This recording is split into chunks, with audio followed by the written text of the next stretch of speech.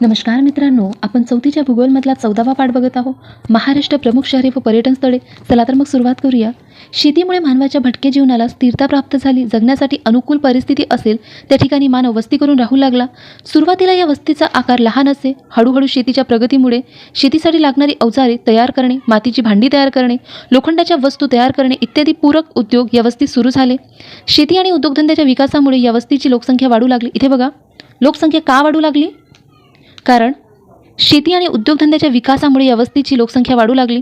नंतर येथे वाहतूक, दुकाने, शाळा, दवाखाने, हॉटेल्स, बँका इत्यादी सेवा वाढू लागल्या आणि हळूहळू छोट्या वस्तीचे रूपांतर प्रथम मोठ्या गावात व नंतर शहरात होत गेले. इथे बघा, हे तुम्हाला सांगत आहे की छोट्या शहरातून मोठे शहर कसे निर्माण झाले. समोर बघूया. काही शहरे प्रशासकीय, व्यापार, ऐतिहासिक, औद्योगिक, धार्मिक कारणांमुळे तर काही नैसर्गिक सौंदर्यामुळे विकसित झाली आहे.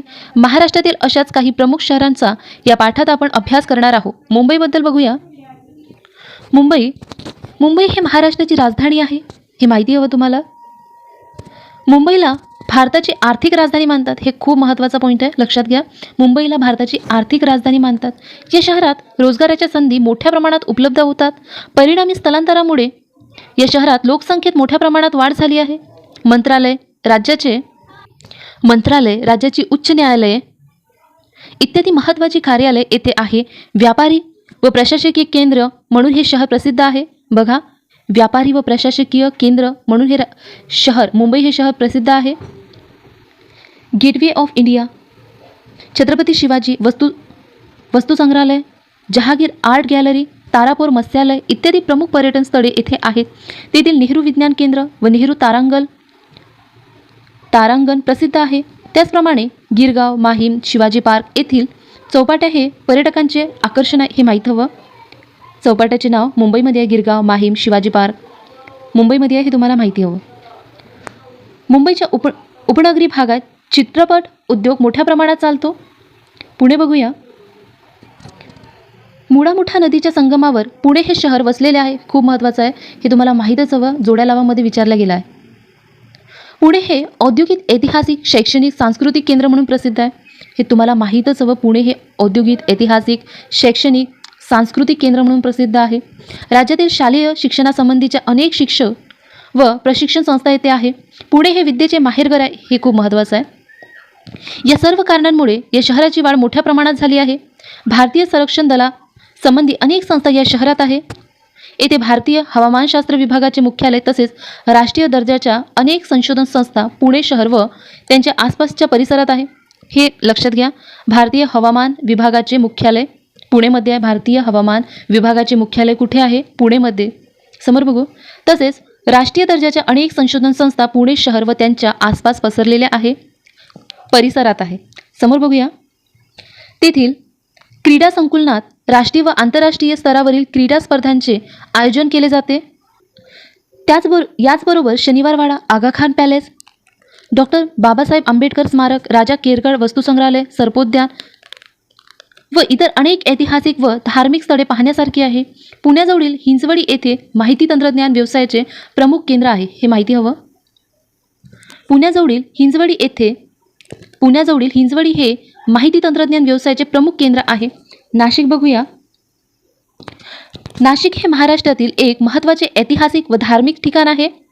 बघा, ऐतिहासिक आणि धार्मिक ठिकाण आहे. हे शहर गोदावरी नदीच्या काठी वसलेले आहे. खूप महत्त्वाचं आहे, हे तुम्हाला माहीतच हवं. नाशिक हे शहर गोदावरी नदीच्या काठी वसलेलं आहे. आपल्याला जोड्या लावामध्ये विचारल्या जाते. तीर्थक्षेत्र म्हणूनही हे ठिकाण प्रसिद्ध आहे. येथे दर 12 वर्षांनी कुंभमेळा भरतो. नाशिक येथे दर 12 वर्षांनी कुंभमेळा भरतो. याशिवाय काळाराम मंदिर, मुक्तिधाम हे ठिकाण प्रसिद्ध आहे. हे लक्षात ठेवा. काळाराम मंदिर आणि मुक्तिधाम. समोर बघूया. चलनी नोटा, पोस्टाचे तिकिटे व मुद्रांक छापखाना येथे आहे. हे लक्षात ठेवा. महाराष्ट्र आरोग्य विज्ञान विद्यापीठ तसेच यशवंतराव चव्हाण मुक्त विद्यापीठ येथे आहे. हे लक्षात ठेवा. यशवंतराव चव्हाण मुक्त विद्यापीठ नाशिकमध्ये आहे. द्राक्षांवर प्रक्रिया करणारे अनेक उद्योग येथे चालतात. हे लक्षात ठेवा. द्राक्षांवर प्रक्रिया करणारे अनेक उद्योग नाशिक येथे चालतात. हे खूप महत्त्वाचं आहे. आपण एकदा वाचून घेऊया. चलनी नोटा, पोस्टाची तिकिटे व मुद्रांक छापखाना येथे आहे. महाराष्ट्रात आरोग्य महाराष्ट्र आरोग्य विज्ञान विद्यापीठ तसेच यशवंतराव चव्हाण मुक्त विद्यापीठ नाशिक येथे आहे. द्राक्षावर प्रक्रिया करणारे अनेक उद्योग नाशिक येथे चालतात, हे महत्त्वाचं लक्षात ठेवा. औरंगाबाद बघूया. हे एक महत्त्वाचे ऐतिहासिक ठिकाण आहे. प्रति ताजमहल म्हणून ओळखला जाणारा बीबी का मकबरा, पानचक्की ही ऐतिहासिक ठिकाणे येथे आहे. बघा, ताजमहल आणि पानचक्की. इथून जवळच जगप्रसिद्ध वेरूळची लेणी खूप महत्त्वाचं आहे. जगप्रसिद्ध वेरूळची लेणी व दौलताबादचा किल्ला आहे, हे खूप महत्त्वाचं लक्षातच ठेवा. त्यामुळे औरंगाबाद हे शहर प्रमुख पर्यटन केंद्र बनले आहे.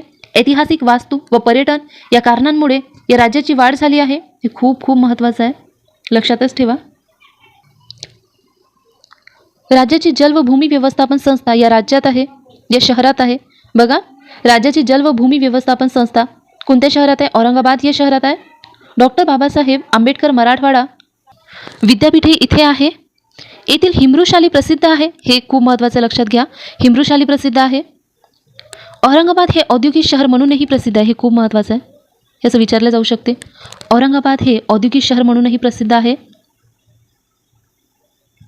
अमरावती बघूया. अमरावती हे एक प्राचीन शहर आहे. येथील विविध प्रशासकीय व वाहतुकीच्या सोयीमुळे हे शहर विकसित झाले आहे. कुष्ठरोगाच्या सेवेसाठी असलेला तपोवन येथील आश्रम प्रसिद्ध आहे, खूप महत्त्वाचं आहे, लक्षात घ्या.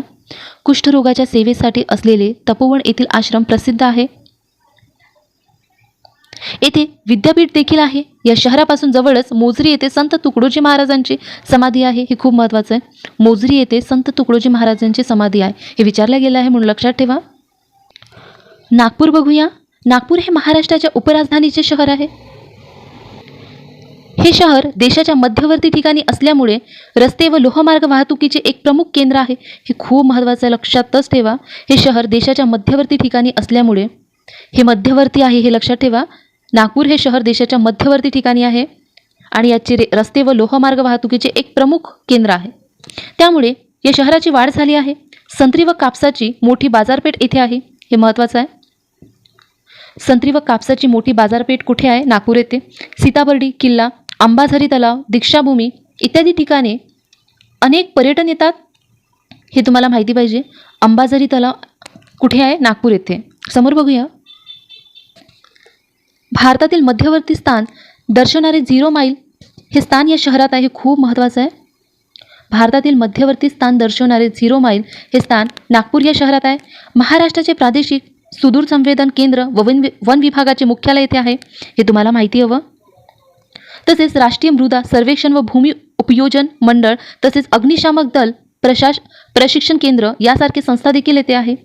समोर बघूया. पर्यटन स्थळे. या शहराशिवाय महाराष्ट्रातील विविध ठिकाणांना देश परदेशातील अनेक पर्यटक भेट देतात. अशा ठिकाणांना आपण पर्यटन स्थळे म्हणतात. कशाला पर्यटन स्थळे म्हणतात? या शहराशिवाय महाराष्ट्रातील विविध ठिकाणांना देश परदेशातील अनेक पर्यटक भेट देतात. अशा ठिकाणांना आपण पर्यटन स्थळे म्हणतो. महाराष्ट्रातील पर्यटन स्थळांची किल्ले, लेणी, थंड हवेची ठिकाणे, धार्मिक स्थळे, अभयारण्ये, समुद्रकिनारे इत्यादी गटात विभागणी करता येते. किल्ले बघूया. किल्ले बघूया. महाराष्ट्रात जलदुर्ग म्हणजे सागरी किल्ले, गिरिदुर्ग म्हणजे डोंगरी किल्ले व भुईकोट म्हणजे मैदानावरील किल्ले आहे. जंजिरा, सिंधुदुर्ग, विजयदुर्ग इत्यादी जलदुर्ग. शिवनेरी, रायगड, सिंहगड, दौलताबाद हे गिरिदुर्ग, तर नळदुर्ग, कंधार हे भुईकोट किल्ले प्रेक्षणीय आहे. ही माहिती महत्त्वाची नाही. समोर बघूया. लेणी. महाराष्ट्रात अजिंठा, वेरूळ हे जगप्रसिद्ध लेणी आहे, हे खूप महत्त्वाचं आहे, लक्षातच ठेवा. महाराष्ट्रात अजिंठा, वेरूळ ही जगप्रसिद्ध लेणी आहे.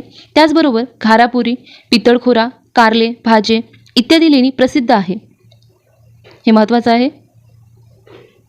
हे जोड्या लावायला विचारले जातात. हे लेणी आणि ते कोणत्या शहरामध्ये आहे अशा जोड्या लावायला प्रश्न आपल्याला MPSC मध्ये विचारले आहे, म्हणून लक्षात ठेवा. हे लिहून घ्या कुठे आणि हे कोणत्या सिटीमध्ये आहे हे बघून तुम्ही लिहून ठेवा. थंड हवेची ठिकाणे बघूया.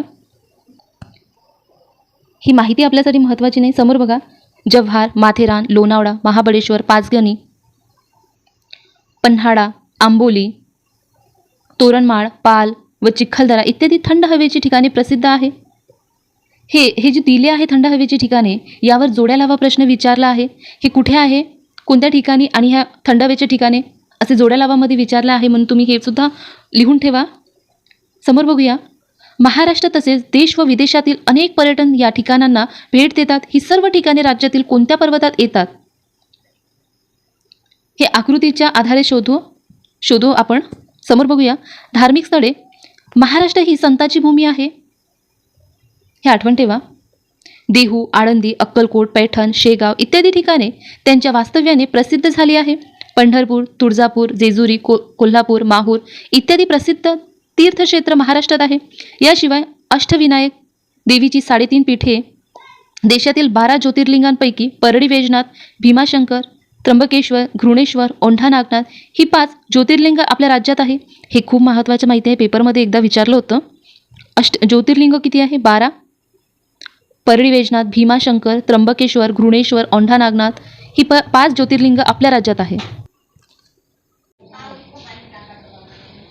शिर्डी, नांदेड येथील गुरुद्वारे, ठाणे जिल्ह्यातील हाजी मलंग दर्गा, कोल्हापूर जिल्ह्यातील महालक्ष्मी, ज्योतिबा, बाहुबली, मुंबईतील महालक्ष्मी, सिद्धिविनायक, हाजी अली, मॉन्ट मेरी चर्च, चैत्यभूमी इत्यादी ठिकाणे व नागपूरमधील दीक्षाभूमी प्रसिद्ध आहे.